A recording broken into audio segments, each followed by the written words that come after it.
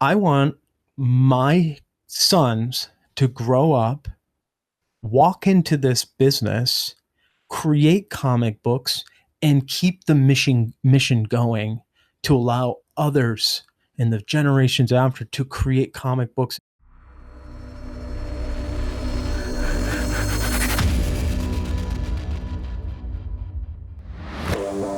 Hello, everyone. Welcome to the Capital of Comics. This is the show dedicated to demystifying the business of creativity.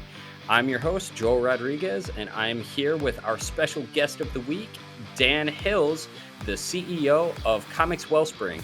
Dan, how you doing today, buddy? Doing pretty good. Doing pretty good. Excited for this. Uh, Yeah, we're excited to have you. You and I have been talking for quite a while now, and why don't you take a minute to explain a little bit about some of the stuff happening at Comics Wellspring? I mean, some of our audience may know you guys as a printer, but you're so much more than that. So I want to give you a little bit of time here in the beginning to just talk a little bit about what's going on. yeah. Well, that's a loaded question. There's a lot going on. Uh, well, I mean, for those that don't know us, which I'm sure most do out there watching this. We're a specialty company that focuses on printing comics, manga, graphic novels, and that's what our focus is. We've been doing that for a decade. 8,000 creators we've been working with, millions of books over the years. Uh, and we are heavily invested now into evolving into a print tech company that is really focused on creating accessibility and tools for creators around the world to overcome some of the ridiculous 20-year-old problems that this industry is faced with: overseas distribution, print quality, a home base for printing. Like I said, a specialty printer that focuses on the craft and focuses on the actual, comic books from a print perspective and production perspective, but also, giving back to the ecosystem and giving back to the industry through our partnerships, our community building, like what we're doing here, and just really trying to pour back into, I don't know, seeing the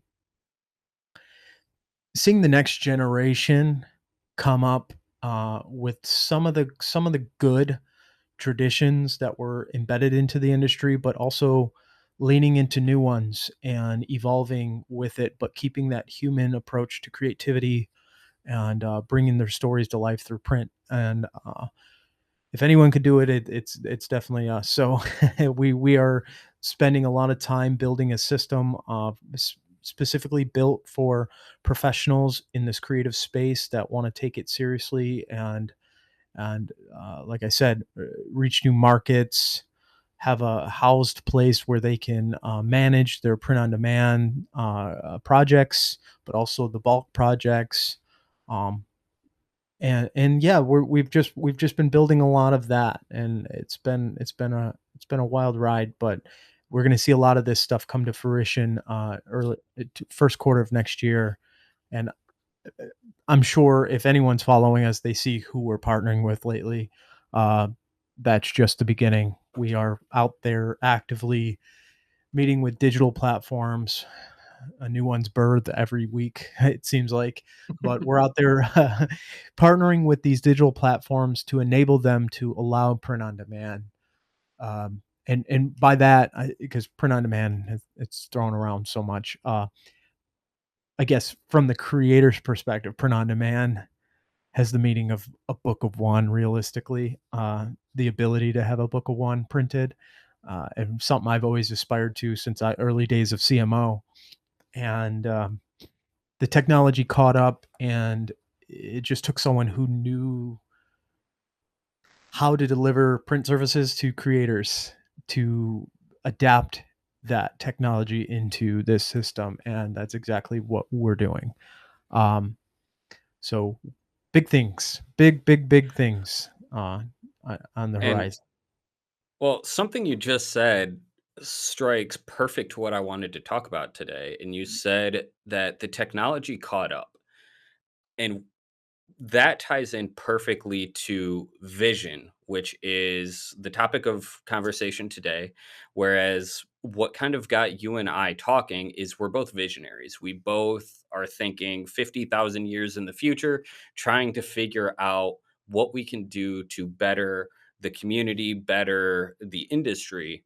And with that, I want to kind of ask what what kind of sparked the vision within you? Because there's always a catalyst that you see something and it kind of jump started what became this grand vision that you're building. Yeah. Um, well, I guess to kind of like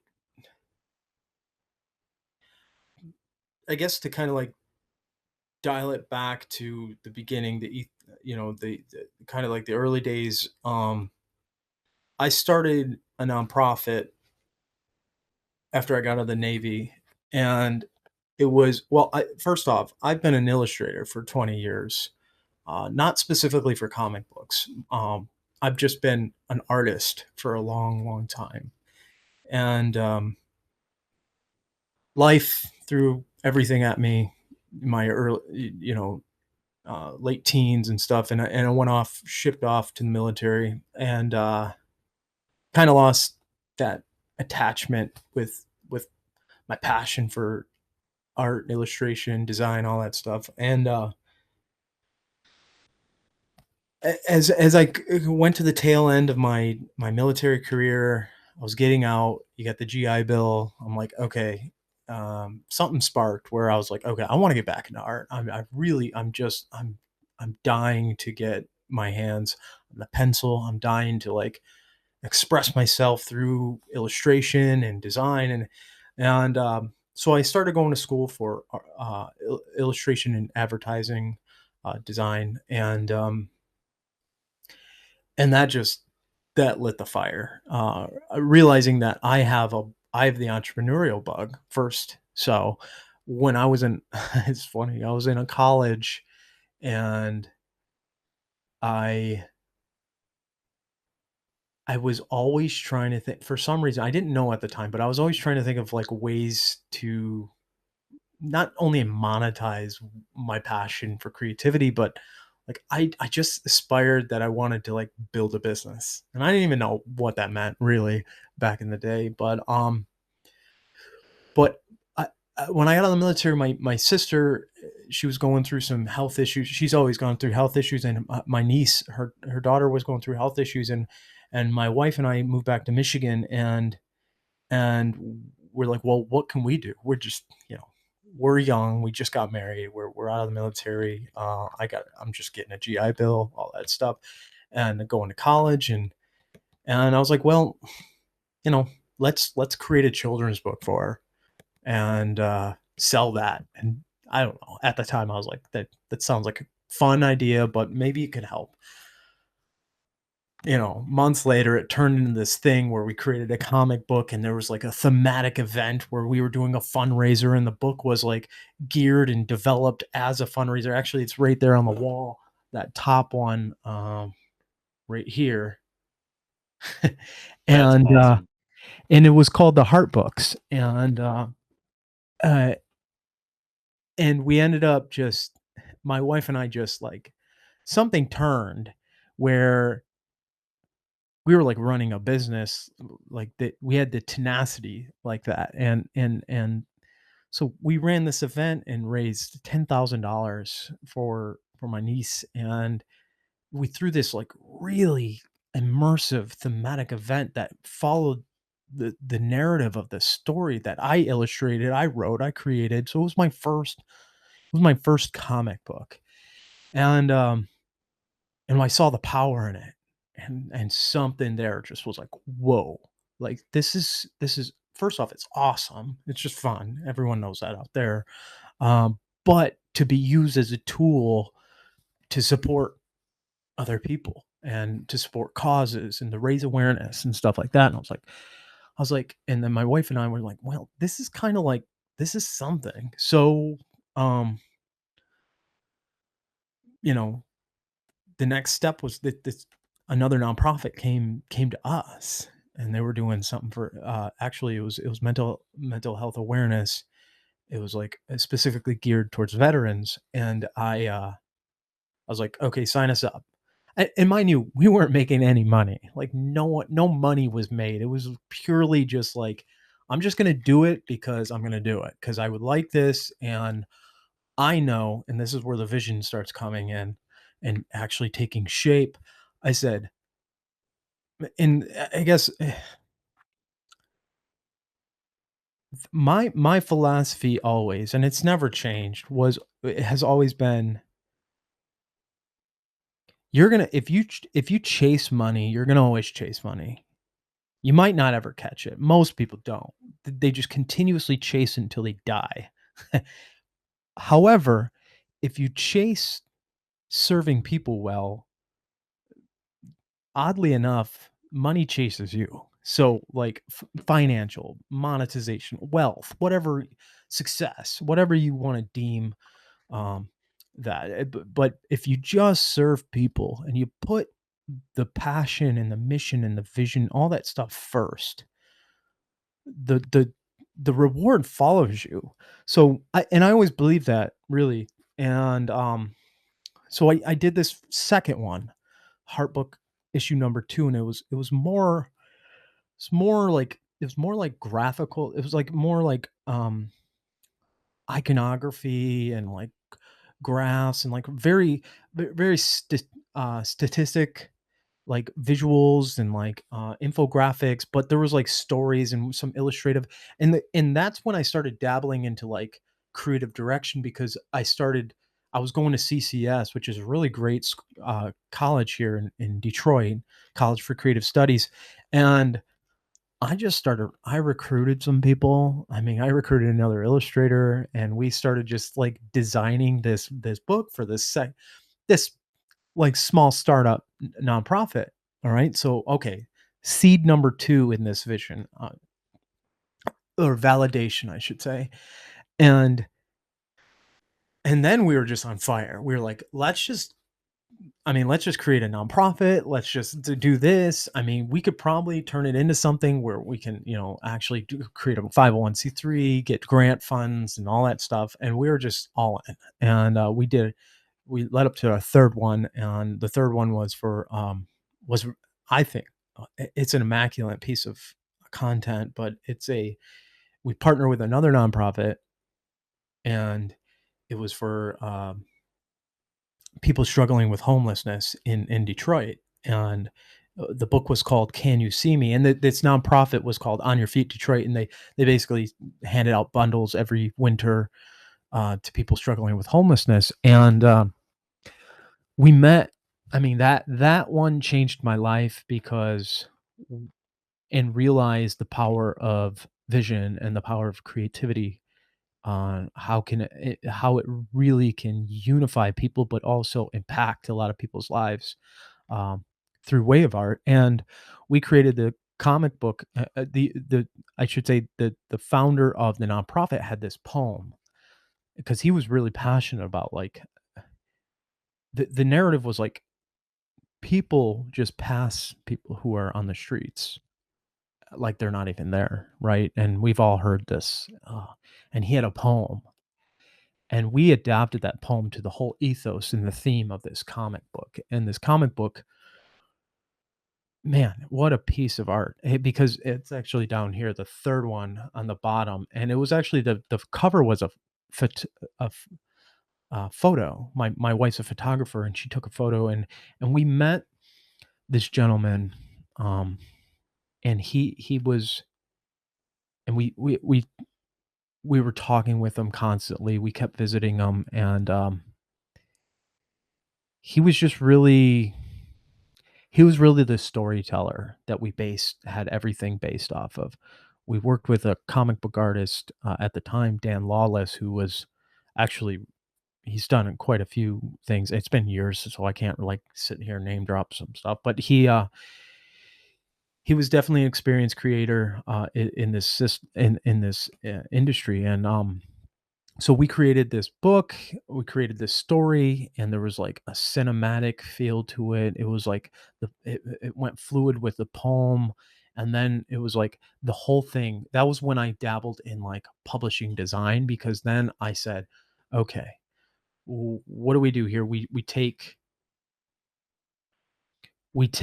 the idea of, I don't know if you've ever heard of Our magazine, or I mean any time of fashion magazine. We said, okay, now I'm going to take a fashion magazine, but make it geared towards this theme, that like make this comic book more like a magazine that's like more fashion driven. And but instead you have these article spreads with, people we met who are struggling with homelessness, who sat down with us. We took them for got them food, and like actually listened to them and heard their story. I mean, some people had just so much experience in life, and either they were dealt a hand, or they made some decisions that, but they were very candid, and we had these relationships. And the whole point of that was like the vision started with a gut feeling and almost instinctual feeling, that a calling, I guess, into the universe. And there's like, I don't know how you go about it, but then the vision snaps in your head, and you only get a little one. You only get the little tiny piece of it. And your brain, the creative part of your brain, does these gymnastics to put these synopses, these little things together into this, and bridge them all together and say, here's the narrative. Even though that the vision always started just this little tiny seed of, like, I can raise money using art for these people. And then it turned into that, and just through this crazy journey. I mean, that was probably, we did 3 publications and ramped it up. I mean, that one raised thousands and thousands of dollars, and a lot of homeless gear, that we had, bundles that we handed out. And it was just like this accumulation of you have a vision. And I even thought of this when ramping up to this conversation. You have a vision, but that means absolutely nothing without execution, right? So it was just like, but sometimes you can't plan execution, you can't plan mission. You can only have a seed of vision, and you just kind of got to let the universe, or whatever you believe in, just throw you through the rest. And you got to adapt, you got to grow, that stuff, to kind of bring it all together. That that that mission and act of like doing something creative for people first generated this like generated this vision that, wait a minute, I think I found a space for me in this world, and to apply this creativity. But not only that, I had this business savvy because I changed from art school to business school, entrepreneurship. And while I was in the midst of that, I was just reading all the time, how to start a business, how to manage finance, how to do, all these different things, economics at scale, all that stuff. And and that accumulation of knowledge, and just that hands-on experience. The last print run I did of this last book, ironically, at my local printer, and my childhood friend Anthony, previous owner of Comix Wellspring, um, I went up there, and I printed with him. I said, "Hey, you want to, throw your logo in here?" And and this was, I don't even know, long time ago, 8 years, 7. I guess that's not that long ago, but long enough. It feels like, and yeah, about 8 years ago. And and when I went up there, we were printing with them, and we started talking. And at the time, by the time I hit that third book, I was kind of doing marketing consulting, because I started a business. I was doing my own side business. I was doing like branding and stuff at that time. And that final round, I went up there and he's like, you know, we just need some marketing help. I don't know what to do. I'm like, uh, I'm a marketer. I'm actually a consultant. I've actually, at that time I started 2 businesses. Um, but I was also doing a lot of branding and consulting, visual brand identity, and ironically, it was when I kind of started getting certified at StoryBrand. By the way, Mm. I was early conception of the StoryBrand kind of, not the coaching, the marketing.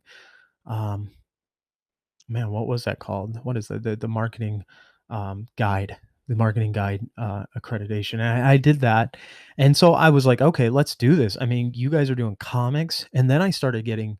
Then this is when everything really got like, when you get that breakthrough and that little seed becomes this sprout and it starts Yep. breaking through the dirt, and this was that moment because when I finally found out what Comix Wellspring was doing and what they were, I'm like, wait a minute, because they didn't even know what they were doing. They didn't even know what they were. I mean, no one there really knew comics. Let's be honest. And it was a print shop that jumped into e-commerce. They were printing comic books without the Comix Wellspring, and then Anthony, being a great entrepreneur that he is, said, "Well, e-commerce, comic books, e-commerce, we get, blend it together and, you know, put this out in the world," and it was doing okay. It was like gaining traction. And that's when I came in and man, when I saw, I remember it clear as day when I saw what they were doing. That's when the seed finally took root, and I was like, then a lot of the vision became clear of what it's like. You're like creating a composition, and you're doing all these large forms, on the paper, and it finally starts taking shape, and outsiders finally see what you're doing. Finally, they're like, at first, because yeah, you've been there. It's like you're putting all these forms together, and they're like, "What is that?" And you're like, "Oh, you can't see that?" You like, it's clearly, and then you start, removing the imperfections, and then you start fine lining and shaping, and then they're like, "Oh, whoa." And it was like, that was that moment, because then I was like, "Wow," like, first off, you have an awesome brand here, that's not even there. You have an awesome idea there that could be an absolute fantastic brand.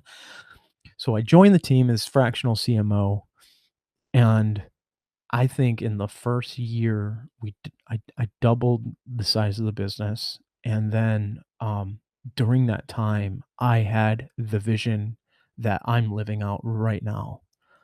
I don't mean to gloat or pat myself on the back, but I actually have evidence too, because I was just looking at, I don't know about anyone out there, is all these cool technical digital, like, ways that you can strategize and take notes and stuff. I am a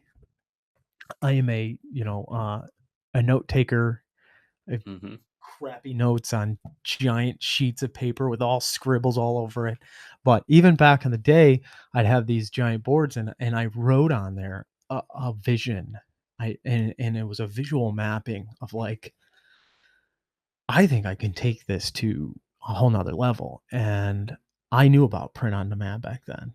I really did. And I knew that, like, man, what if one day you could just, like, because I remember purchasing books and saying, like, "Man, I just needed, like, 5," or, "I just need, like, 1." Just and I thought back in the day, I was like, well, had no idea about production, by the way. I did zero knowledge about, like, the actual print process. I don't come from, like, you know, the 30 years of, print experience kinda, but I was like, "That is what I wanna do." And I wanna create not only that, I wanna create a really, really cool brand, and I thought of this narrative, and I thought about the creator journey because I was in it. And, and I was like, "I wanna create this poppy, fun, colorful brand that's very acceptant, that's very has still, like, the punk rock feel because it's very I guess, anti-corporate kind of feel to it, and but I also want it to be inviting and warm and encouraging and motivating and accessible. Um, and I thought of this years ago, and that's when the vision kinda took hold. I didn't know how I was gonna get there at all. I didn't even know if I was gonna get there at all. Um, but But that's really that's the genesis of it all, and frankly and I was just telling my wife about this, like, what I like to do with vision and what I like to do with ideas is I just like to entertain them, put maybe about 10% of stock into them, and then put them right off to the side. And my thought process is there's so much to do at all times. So if that idea circulates back and finds its way back up that to the top, that's assurance that that will stick and you should probably pour a little more into that. And that's exactly I don't know anyone else, maybe there's a lot that can agree with that, but that is kind of like how my system works in my head. So vision is the seed being planted, but again, the execution and the team obviously make that work. But again, ideas from a vision only work if you just let them incubate and come back and there's actual validity in them. And then you start pouring a little more time and effort into them. And that's when in hindsight, you're like, man, vision casting, that was so good. No, it was a little bit of both. It was a little bit of a Yeah. nurturing, starting with a vision, nurturing it, letting it organically accumulate traction, and then once you kind of revisit it, it comes all together. And maybe it's a subconscious thing that you make it happen, but it comes back and that's when from the outside you're like, "Wow, that was a great vision and he saw it through." Well, not really. He had a great vision and he planted the seed and he sat on it while doing the other things and it organically came back and tied it all together. I know it's odd to hear that kind of but that's really how my system has worked. And honestly, a lot of the accomplishments we've had, the things we've overcome were through that system. And so it was really that was kinda like the genesis to the vision of CWS, and obviously, you can't foresee everything, and you should Mhm. be grateful and lucky that you can't because you would go crazy because you'd be so scared. Because if I Yep. foresaw what was happening when we got acquired and moved, I don't think I'd be in this position. Uh, but that's the beauty about vision. Vision is not seeing the journey. Vision is seeing what could happen if you persist through whatever comes. Yep. So, that's exactly what's led us to this position to this spot is that. Um, I call them the unseen in my series. Yeah. Yeah, the unseen. It's, I know and I know I'm not alone here. I think it's really hard to explain it, and other creators can probably very much relate. We kinda seem insane. And I think I even said when I shared the post about this conversation, I was so I was laughing at myself because it was like you go from like this guy's got to be insane, and then a week later, man, that was brilliant. Like Yep. it's like Yep. it's like okay, Brilliance is thank just insanity with 2020 hindsight. yeah, yeah, yeah. That's perfectly put. Yeah, exactly. So I that was a long drawn out answer, but I mean, I think No. the context is really what makes the narrative so strong. And it was, yeah, that's I mean, in a lot of the things we're accomplishing today. So it just goes to show you, or at least it kind of preps you for what's to come. Because if I thought about that years ago, what do you think I'm thinking about right now? We have a lot of absolutely breathtaking, incredible things in our pipeline. And guess what? We have no distractions. It is pure comics, pure creators, pure industry, pure craft. That is why we and everyone on my team knows we will succeed, even though it is challenging. Nothing great is easy, right? Um, problem solving huge problems takes vision, but it takes resilience and tenacity and just a lot of persistence. Um, but that's where we're at, and we have a lot of great things to come through that. A lot, a lot. Yeah, I think personally, I believe that the world isn't hurting from vision or lack of vision. I think it's hurting from people who are too scared to pursue it because of how difficult things are and not wanting to be quote unquote the outsider or make the wrong choice. Personally, I Yeah, think that's the hardest part about yeah. vision. Like my path was actually somewhat similar to your own, where I was going for a music degree in college. Went away from that to business, got my business degree, got into finance, realized I hated it, decided that I wanted to do something for fun. And that was create a comic book.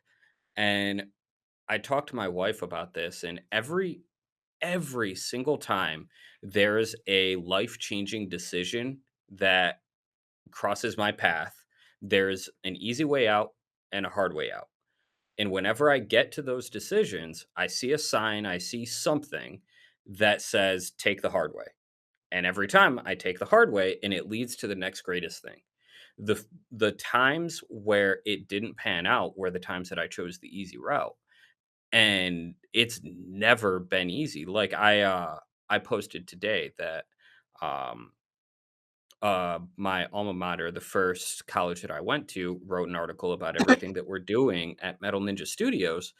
And that was the hardest time in my life because my first semester of school there, my mom passed away. And then 2 months later, I was left for homeless. So I had all of that and I had to decide, what do I do next? I decided to go back to school, keep going, persist. And now here we are 14 plus years later, and sky's the limit. That's And cruel. it's all of it comes down to circling back to um, starting with comics. I wrote a sticky note on my desk, and I don't do sticky notes at all. I hate them. But with this one, I wrote 10 years to full time writer because everything that I was learning about comics was 10 years to overnight success. So I said, okay, in 10 years, I'm going to do this full time. And I started with that end goal in mind. I had no idea how I was going to make it happen. And I was full time as a letterer 2 years later. So that kind of goes back to your point of having a vision doesn't necessarily mean you know the path there, because my Right. vision was full time, but it wasn't as a writer. I had to pivot, I had to see the opportunities and take those opportunities. So, I guess my next question would be, what would you say to someone who's afraid of pursuing those opportunities for the risk of it being the wrong choice? No, that's a good question. And, before I dive into that, it's our stories are insanely similar. Um, that's sorry to hear about your mom. And yeah, high school, my dad went to prison, and my sister had Hodgkin's lymphoma, and I too was homeless. I actually went out, and this kind of falls into my answer. They do say, there's a certain breed of that creates really great entrepreneurs. And we can't can we curse on air? I'm the Yeah, sailor, yeah, so um, and I'm gonna say it in a way that makes sense because this is, and it's funny, but you have to have, I think, and maybe it's just my medicine or my supplement. There's got to be a level of no fucks given. You just gotta not give a shit about what people think. You yep, just not. And frankly, I didn't naturally come with that.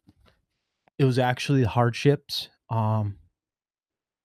It was the hardships in my life, and yeah, going back to the nonprofit days, that was the absolute probably roughest time of my wife and I's our lives, our marriage, not between us, but just trying to trying to get a grasp on, like, how to do it, how to survive, and, like, oh, GI bills ain't it's nothing. It's like, yeah, and then you're like, "What am I gonna do?" First off, no one really makes money as an illustrator, eh, I mean, some do, some really talented people and hustlers and people who can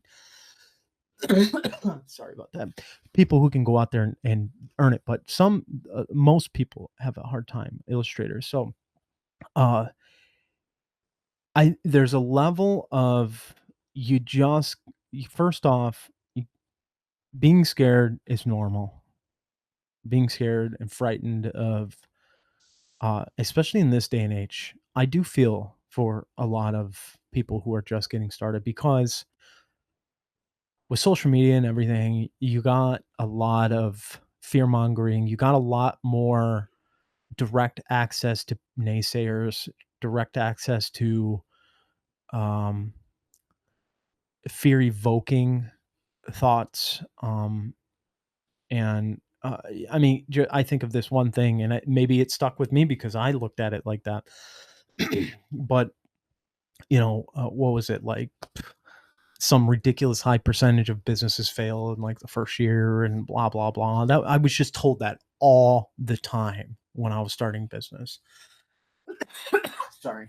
And, that is scary, and that I'm is gonna scary. pause you for a second. Your camera knocked off to the side again. Oh, man, oh, man. Oh, this thing is crazy. There you go, lock me in. There you go. There it is. Um, yeah, don't mind my presents piled up. My kids, I gotta hide them in my office. My kids will go crazy if they see them. Um, That's our but closet. yeah, yeah. But,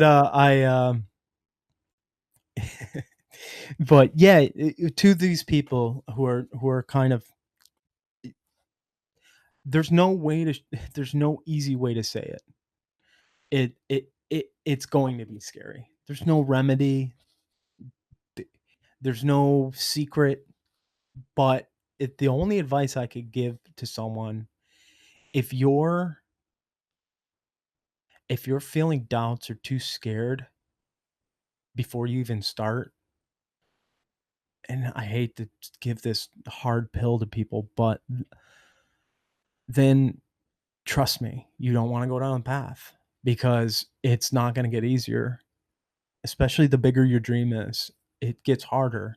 So you got to mentally train yourself to not Mhm, give a shit about failure. You got to not give a shit about what people think, what people say. If you truly, truly believe in this vision and the path you're going down, then the only thing I can say is get around people who have done it, get around people who can bring you up, who can motivate you, who can inspire you. That's the only thing that's gonna and you go to sleep and you wake up thinking about that. Because the one other positive thing, that we humans have the ability to do is and my wife says this, and even my business partner says this. It's like, speak it into reality. Like, sure, Mhm. there's many ways to think about them, but it's all it is it's, I guess, I don't know if it's neurolinguistics programming, but it's like it's quite literally, all you're doing is doing marketing to yourself. You're Yep. repeating something over and over. And I've practiced this so much. And you know who was the master at this? Was Steve Jobs. I mean, and Yep. uh it was almost delusional, because you believe in something, because you say it to yourself and you think about it so much that you find your brain is insanely intuitive and intelligent, because it finds ways, mental gymnastics, to make it work, um, and to a stubborn level. And you know, so 2 parts is just keep repeating what you're trying to do, and I even just told my team this. Wake up every day, and you see it in all these self-help books and business books. It's like, wake up every day. You don't have to have a ritual. You don't really, all you gotta do is just wake up and think about what you want to achieve in the in life. And it doesn't have to be detailed. It's just like, I want to to be honest, I want my sons to grow up, walk into this business, create comic books, and keep the mission going, to allow others in the generations after to create comic books, and or even, I keep saying comic books, but really just to express themselves through the form of art, in music, and creativity, and illustration and design, all that stuff. But the human approach, and not, not derail away from that, but like, you just, and that's my mission, my so every morning I wake up like, I'm not only doing this for the people around me, the industry and the individual creators, but I'm doing it for them, and I'm doing it for something so much bigger. But think about that day in and day out. um so again, 2 parts. Speak it into, reality, and then surround yourself with people who bring you up and wanna lend an ear, because I get they and you can already tell, there's jokes, like, I talk a lot, and there's a reason why I talk a lot. Mhm. Talk a lot, and I'm in this position because I talk a lot. Yep. And frankly, I talk a lot because it's a constant reiteration of what I'm achieving and what I'm trying to achieve. So if you're quiet, sure, there's very successful people who are quiet. They're generally engineers or they're programmers. But the entrepreneurs that do great things that disrupt and change the world, majority of the time they're very outgoing, they're very talkative, they're very different. And and that's part of that trait. So I guess that's kind of my answers. The 2 parts. Well, 3 parts. No fucks given. Surround yourself with people who can inspire you and motivate you, who can lend an ear, because you need to be talking. You need to be talking about the thing you're doing and you want to do to someone. Yep. And nothing kills your spirit more than someone not caring about what you're saying. It really does. When you grab an attention of someone and they're listening in, it's reassurance that it's captivating, and it's like, okay, whether it feeds your ego or not, it just makes it seem like, or trains your brain that what you're doing is worth the attention of someone else, which, whether that's your aim or not, that's good food. Yep. And then the last one is, yeah, I mean, I can't even speak into this even more. Just resilience, man. Resilience. You gotta just, if you have doubts now, fix those doubts. you know? You just I gotta get I through it. think I've got 3 things that I'd like to add on to that. It really builds off of it because everything that you said is on point. The things that I would build off of are everyone is the hero of their own story, and they wanna be extraordinary.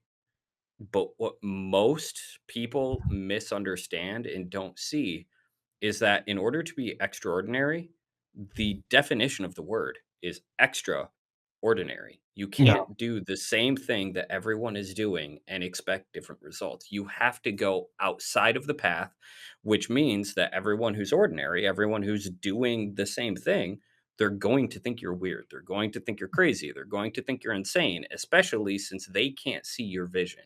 yeah. And the way that I like there's a perfect meme that says, "My vision in my head," and it's this epic dinosaur, and it's roaring over a battlefield, and then it says, "My vision when I explain it to someone," and it's a bunch of jumbled puzzle pieces. Because in the beginning, that's what it feels like, I know exactly where I'm going. I don't know how I'm gonna get there, but I know where I'm going. But to them, it's not normal. It's not possible. It's out of the ordinary. It's this crazy thing. And you let that seep in, and they're going to bring you to their level. You're not going to bring them to yours. Yeah, And that's not a class type of thing. That's a mindset shift. yeah, yeah, Again, going into the resilience aspect is get comfortable doing uncomfortable things and being uncomfortable. Like absolutely. the ninja in Metal Ninja Studios is because I run obstacle course races.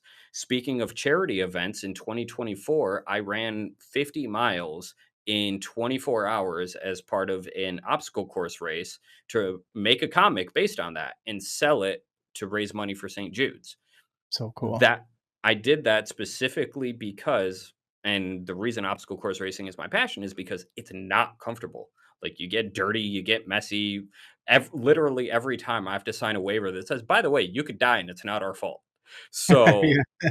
I I have to do that because it makes it to where when I get into the very difficult situations around a business, which there are so many difficult situations, and I'm gonna be completely frank, there are times in the past 7 years that I've cried myself to sleep I because hear you. it is a very, very fucking hard, but I know where I'm going, and I'm used to being uncomfortable, therefore, I know that I can do it, and then the final point that I have to add on is never listen to people who talk bad about you or talk bad to you because the people who are where you want to be don't have time to do that. The only people who are going to go out of their way to talk ill about you or what you're doing are the people who are either at your level and don't want you to succeed or they're below you and don't want you to succeed. And again, I'm not talking class, I'm talking about progression. All of the people who are higher above you in the job that you want to be in the vision that you're trying to pursue, all of those people, if you talk to them, they're going to try and help you get up because they know exactly how hard it was to get to that point. They're not going Mhm. to try and keep you down. The only people trying to keep you down are the people who aren't where they want to be, and Absolutely. it all circles back to don't ask a poor person how to get rich because they can't tell you, but they'll give you every idea that they possibly can. And that really translates to every aspect of entrepreneurship and especially vision, because people who can't see the vision aren't going to want you to pursue the vision because that means that you're going to succeed in a way that they don't think is possible. Yeah, And that that yeah, absolutely. I couldn't have said it better. That's absolutely true, and there's a lot of people out there like that. But, like, circling back to that analogy about, the my vision and the dinosaur, and something I will say, through I mean, now we have I don't even know how many people are on the team. I should know this off rip. I think 13, 14, or something like that. I mean, that's our immediate team, and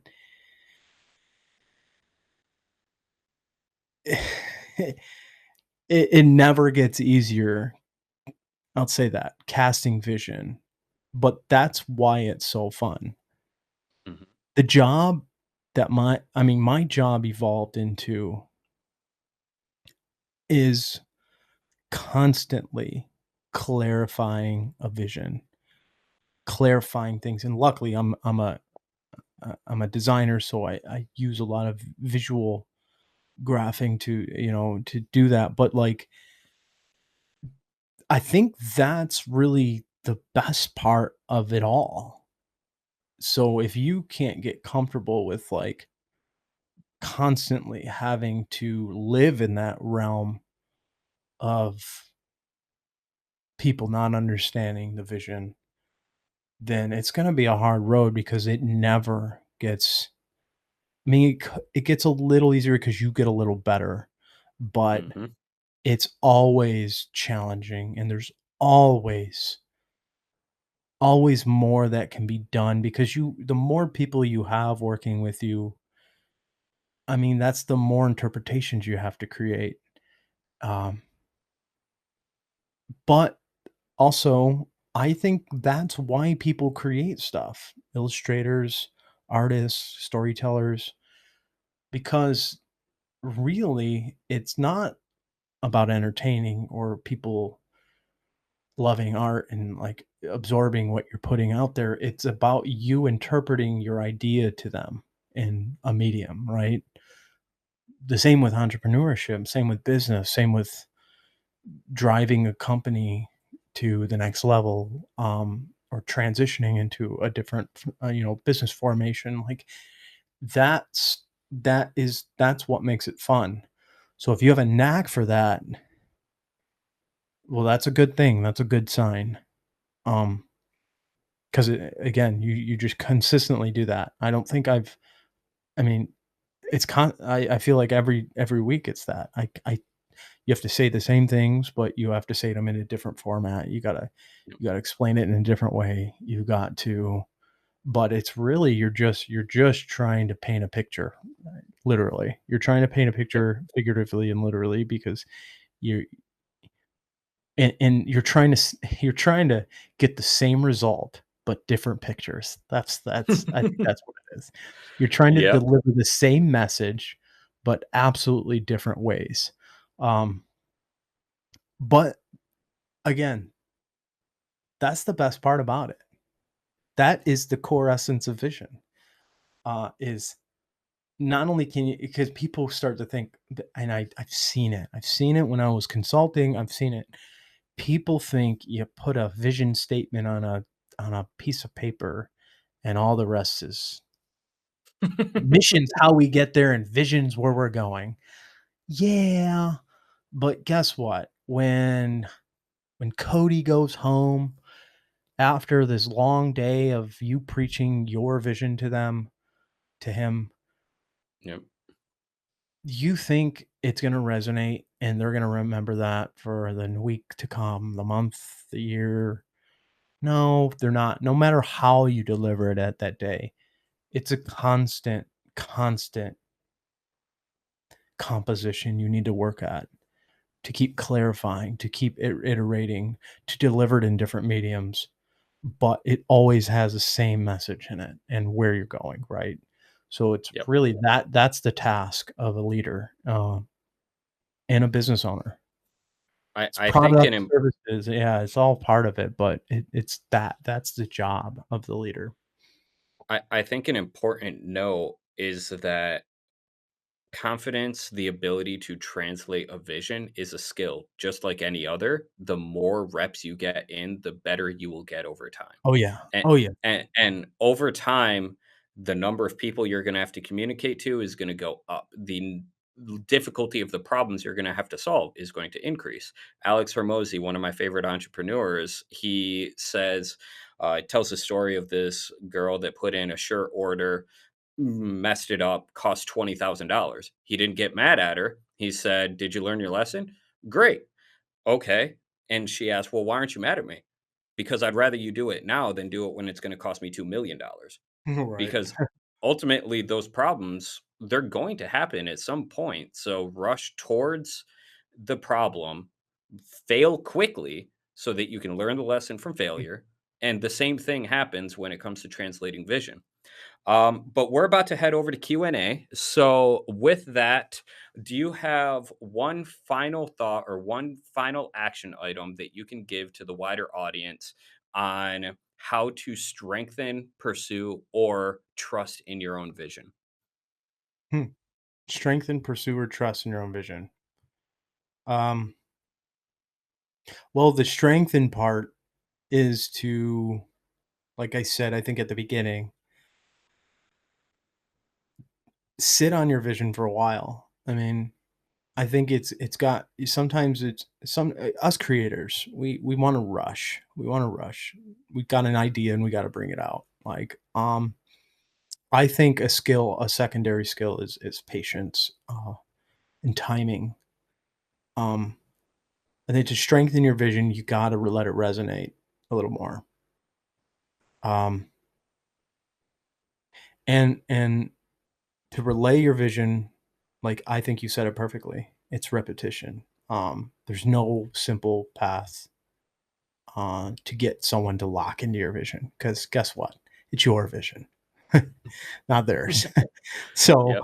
uh, but I think you said it right too. That I mean, and we all know the story brand. You and I know the story brand. It's like you are quite literally inviting your team into a story. And that's exactly if they feel like they're part of the narrative, they're part of the story, the vision, you won because Yep. you got people and I have this because I'm blessed with an absolutely I can't even express how good my team is.